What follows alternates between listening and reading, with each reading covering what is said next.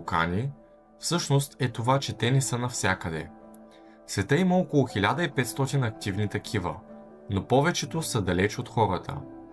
Само транспортирането ще ни струва много пари. Вторият проблем всъщност е, че не всеки вулкан става. Трябват ни така наречените щитови вулкани. По-спокойни, с лава, която се движи бавно, но те са изключително голяма рядкост. Много по-често ще попаднем на стратовулкани. Това са онези, които правят голямо бум. И точно там няма как да изхвърлиш боклука си спокойно. Дори да намериш подходящ вулкан, стигането до кратера е кошмар.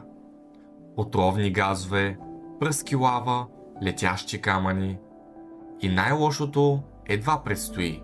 Когато хвърлиш нещо студено в лавата, тя реагира мигновенно. През 2002 година хвърлят 30 кг боклук във вулкан и става огромна експлозия. Сега си представи не 30 кг, а милиони тонове. Само паднали камъни във вулкан в Хавай са изстрелвали лава на 85 метра височина. Тоест, вместо да решим проблема, можем да направим още по-голям такъв. И дори да приемам, че всичко ще мине добре, идва друг проблем, а именно замърсяването. Горенето на боклук във вулкан няма филтри.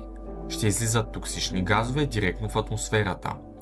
Освен това, не всичко изгаря напълно. Част от отпадъците може да се върнат обратно при изригване и да замърсят околността. А ако говорим за опасни отпадъци, като ядрените например, става още по-сериозно.